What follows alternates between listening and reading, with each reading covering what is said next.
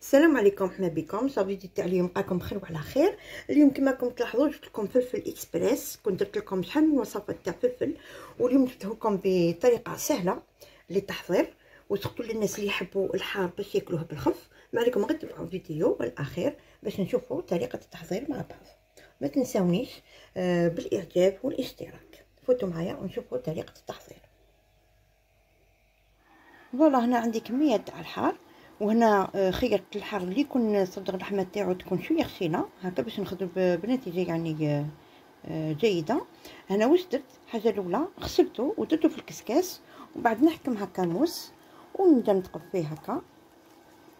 انا راني دايره ليغون باسكو هذا حار سوا هكا باش ما يشويناش. فوالا نتقبو كامل بالموس، نقعد نتقبو كامل هكا. هاد الكميه كامل اللي غادي نتقبها كما راكم تلاحظوا، ونعاود نوليكم باش نكملوا باقي مراحل.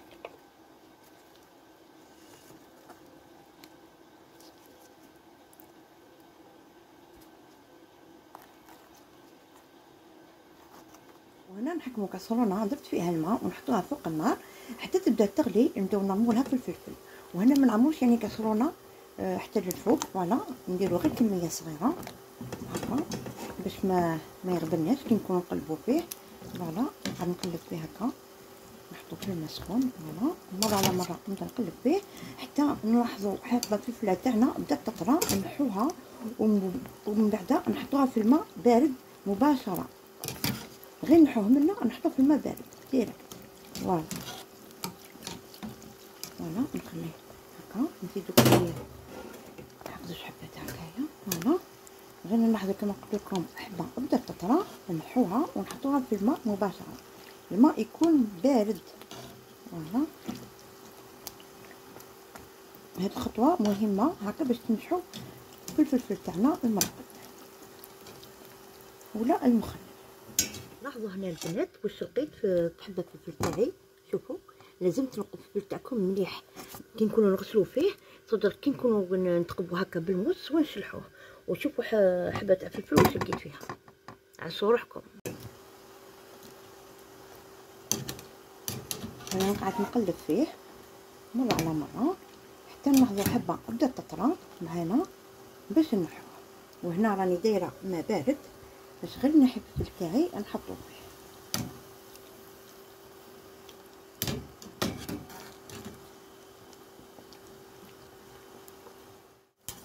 والله هنايا غير شفت حبيبات تاوعي بداو يطراو، اني نحي فيهم ونحطهم هكا مباشره في الماء يكون بارد بزاف هكا. لو كان يكون ماء مكلاصي. فوالا ونزيد ندير باقي الفلفل اللي قعد لي. فوالا نحطو مليح في الماء، لازم يتغطى كامل بالماء بارد. فوالا دوكا نزيد نعمر نرجع تاعي كذلك الفلفل اللي قعد لي. فوالا ما نعمروهاش بزاف كما قلت لكم باش نقدروا نقلبوه مره على مره. بون كما كنتو تشوفوا في هذه نحيت لها كانت شويه خاسره، ما لازمش نحطوا الفلفل تاعنا يكون خاسر ولا. فوالا باش نخرج بنتيجه جيده. ونقعد تاني نسلط عليه حتى نلاحظوا الحبه تاعنا طرات. نديروها في الماء مباشره كما قلت لكم، الماء يكون مغلاسي. فوالا نكمل بنفس الطريقه ونعاود ندير لكم باش نكمل باقي مراحل. دركا نفوتو المحلول تاعنا اللي راح نديروه الفلفل ديالنا. هنا عندي نص كاس تاع ملح نفوتو هكا، ونزيدو عليه كاس تاع الخل يكون ابيض من هذا النوع. فوالا دوك نعمرو حق كاس.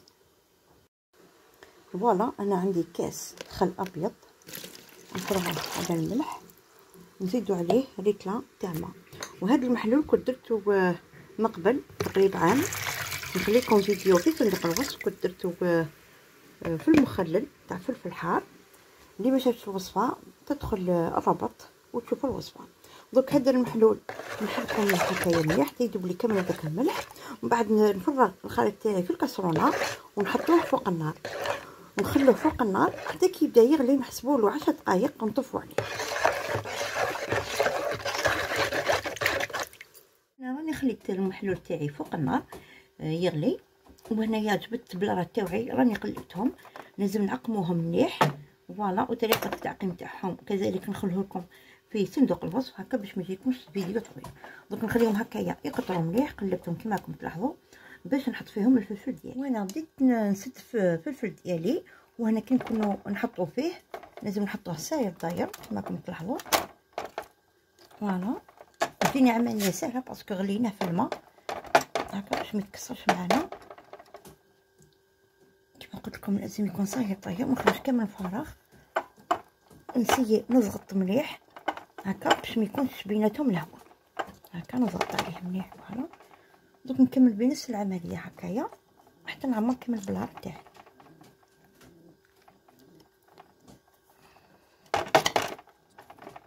نضغط مليح وراني نحط.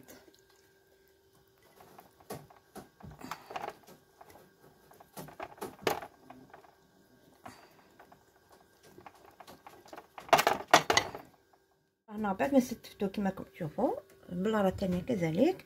دوكا نروحوا للمحلول تاعنا بعد ما غلا كما قلت لكم نحطوه فوق النار غير يبدا يغلي، نحسبوا له 10 دقائق هكا كنطفوا عليه. دوكا نفرغوه هو سخون فوق الحر تاعنا.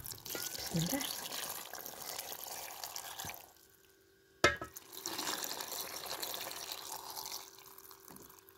فوالا نغطوه سوا. فوالا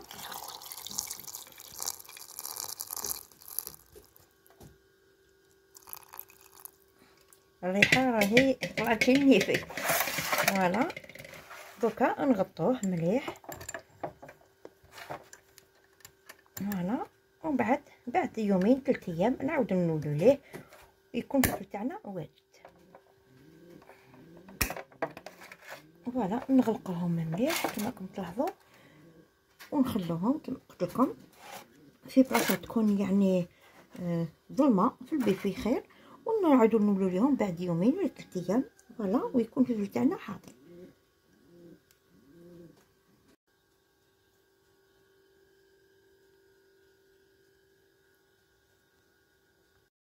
فوالا الفلفل تاعنا بعد غدوه من داك راني نط وراني جبدتو كما راكم تلاحظوا. بسم الله. ندير لكم حبه باش تشوفوها.